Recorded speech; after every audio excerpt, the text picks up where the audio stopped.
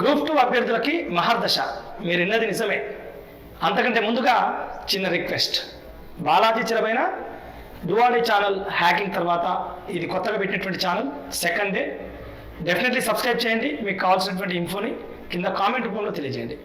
విషయంలోకి వస్తే గ్రూప్ 2 అభ్యర్థులకు ఇది ఎలా మహర్దశ అంటే, గతంలో ఉన్నటువంటి అవకాశాలు, గతంలో ఉన్నటువంటి scheme of syllabus, scheme of examination వేరు, ఇప్పుడు జాబ్ క్యాలెండర్లో ప్రకటించినటువంటి స్కీమ్ ఆఫ్ సిలబస్, ఎగ్జామినేషన్ వేరు. గతంలో సబ్ ఇన్స్పెక్టర్ లాంటి వాళ్ళు, కానిస్టేబుల్కు చదివినటువంటి వాళ్ళకి గ్రూప్ 4 లాంటి అవకాశాలు చాలా మెండుగా ఉండేది. సెకండ్ పేపర్ ఆ సెక్రటేరియట్ అబిలిటీ ఉండడం వల్ల. కానీ ఇప్పుడే ఎలా ఉంది అంటే, ఈ ఎగ్జామినేషన్ పరిస్థితులను పరిశీలిస్తే జాబ్ క్యాలెండర్ అంటారు నెంబర్ 1.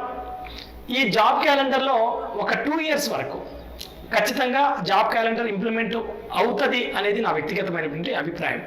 జాబ్ క్యాలెండర్ అనేది ఆ తర్వాత కూడా కంటిన్యూ చేయాలనే, ఎంతకాలం అంటే ఎన్ని ప్రభుత్వాలు వచ్చినా అన్ని ప్రభుత్వాలు, అందుకనే వాళ్ళు అసెంబ్లీలో ప్రకటించారు. సో అలాంటి జాబ్ క్యాలెండర్ విషయంలో అట్లీస్ట్ నా ఐడియాలజీలో ఒక 2 years వరకైనా ఉంటుంది. కాబట్టి మేము ఏం డెసిషన్ తీసుకోవాలి, దేనికి చదవాలి అన్నప్పుడు నెంబర్ 1 మీరు గ్రూప్ 2కు మాత్రమే డెసిషన్ తీసుకోండి. సబ్ ఇన్స్పెక్టర్ లాంటివో, కానిస్టేబుల్ లాంటివో అది ఒక భాగం, బట్ ఎక్కువ ప్రియారిటీ దీనికి ఇవ్వండి.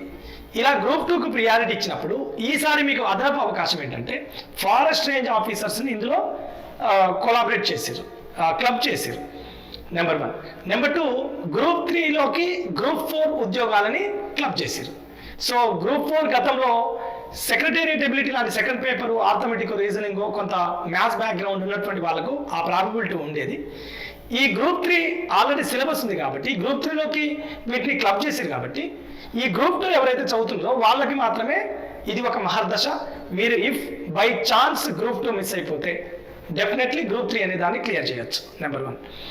ఇంకా దీంట్లో గ్రూప్ 3 విషయానికి వస్తే నెంబర్ 2 ఏంటంటే, మీరు గ్రూప్ 3ని ప్రిపేర్ అయ్యే టైంలో సిలబస్ అనేది ఏముంది, ఎలా ప్రిపేర్ కావాలి, ఓన్లీ గ్రూప్ 3 లాంటి అంశాలని ఎంచుకొని చదివితే, ఇప్పుడు ఆల్రెడీ అప్లై చేసిన వాళ్ళకైతే నవంబర్లో ఎగ్జామినేషన్ ఉంది. తర్వాత యాజ్ యూజువల్గా మళ్ళీ నవంబర్లోనే ఇక్కడ ఇచ్చినటువంటి జాబ్ క్యాలెండర్లు ప్రకటించారు. అది మీకు చాలా ప్లస్ అయ్యే అవకాశం ఉంది. సో గతంలో మీరు చదివి వదిలేసిర్రా, ఇవన్నీ నథింగ్. నిజంగా ఒక అవకాశం. ఇలాంటి జాబ్ క్యాలెండర్ అనేది 2008 నుంచి నేను చూడలేదు. అంతకుముందు చదివినాం, అంతకుముందు కూడా ఎలాంటి చరిత్రలో జాబ్ క్యాలెండర్ అనేది కనిపించదు. సో ఒక అవకాశం, ఈ 2 years మీ ముందున్నటువంటి ప్రధానమైనటువంటి అవకాశం. డెఫినెట్లీ టైం తీసుకోండి. గతంలో చదివి వదిలిపెట్టినా మళ్ళీ రండి. మీ తలరాతని మార్చుకునే ఒక అవకాశం.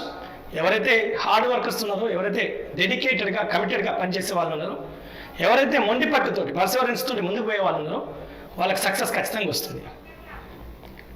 ప్రతిసారి సమస్య ఎదురైనప్పుడు సమస్యని తొక్కుకుంటూ ముందుకెళ్తే సక్సెస్ అనేది దానంతలది వచ్చేస్తుంది.